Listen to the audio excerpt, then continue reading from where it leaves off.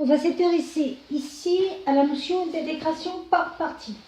Alors il faut savoir que pour l'intégration par partie, ça part à la base de la formule de la dérivée d'un produit. C'est-à-dire que lorsqu'on dérive un produit, la dérivée de u fois v, c'est u'v plus v'u. Et ce qui est intéressant, c'est de pouvoir trouver des primitives de fonctions qu'on ne connaît pas directement au niveau des formules de primitives. Donc, exemple, si je veux trouver une primitive de la fonction f de x qui est égale à ln de x, je me rends compte que je ne connais pas de fonction qui, quand je la dérive, donne ln de x. Donc, on va noter comme notation de primitive que la primitive que je cherche va se noter intégrale de a à x de f de t dt. Bon, ça, c'est une notation d'intégrale qui va donner une primitive qui s'annule en x égale a, mais par abus de notation, on écrit souvent la primitive de la façon suivante, intégrale de f de t dt, ou voire même intégrale de f. Donc ça, tout ça, ce sont des abus de notation, mais ça permet d'écrire plus vite les raisonnements. Donc, ce qui va m'intéresser, c'est d'essayer d'utiliser cette formule, mais en la modifiant un tout petit peu. Par exemple, cette formule, elle est équivalente à dire que la dérivée de uv' moins v'u est égale à u'v. Et ça, c'est intéressant pour trouver les intégrales de certaines fonctions. Par exemple, je m'intéresse à l'intégrale de ln de t dt pour ln variant de a à x.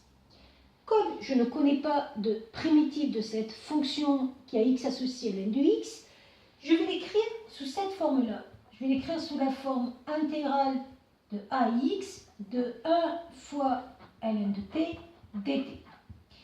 Et ce qui peut être intéressant, c'est d'arriver à utiliser cette forme-là pour trouver une primitive de ça. Donc, on va dire que ça, c'est v', et ça, c'est u, par exemple. Ou le contraire, u' et v. Donc, si je veux utiliser cette forme-là, je vais plutôt l'écrire sous la forme u' et v. Donc, on va mettre de côté cette notation et on va essayer de voir comment je peux utiliser cette formule-là, écrite sous cette forme-là. Donc, si u' c'est égal à 1 et si v c'est égal à ln de t, alors pareil, c'est un abus de notation, normalement on devrait écrire u' de t est égal à 1, v de t est égal à ln de t. Ça veut dire que pour avoir la fonction u de t, je cherche une primitive de 1. Une primitive de 1, c'était la dérivée de t, ça donne bien 1. Là, je vais avoir besoin de la dérivée de v. Or, on sait tous que la dérivée de ln de t, c'est 1 sur t. Donc, concrètement, je vais pouvoir dire que quand je cherche l'intégrale de u'v, ça revient à chercher l'intégrale de cette expression-là.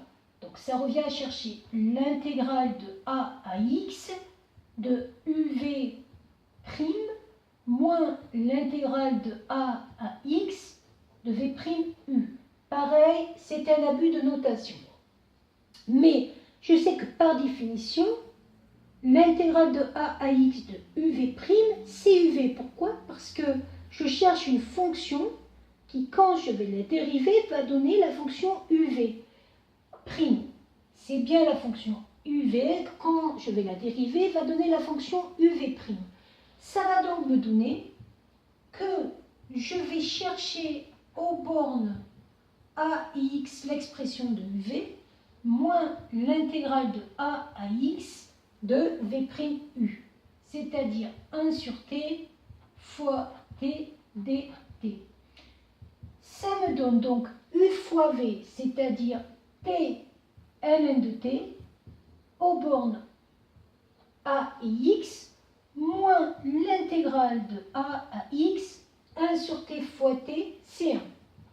Et nous savons tous comment retrouver l'intégrale de ax de 1, il faut trouver une primitive de 1. Et une primitive de 1, c'était aux bornes considérées. Et après, il suffit juste de faire le calcul aux bornes. Et ça va me permettre de dire que une primitive de la fonction ln de x est bien x ln de x moins x.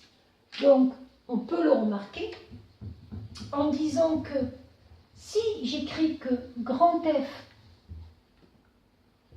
de x est égal à x ln de x moins x, et que je dérive grand F de x, j'ai la formule de la dérivée d'un produit, donc ça fait 1 fois ln de x, plus x fois 1 sur x, donc u'v plus uv', et la dérivée de moins x, moins 1.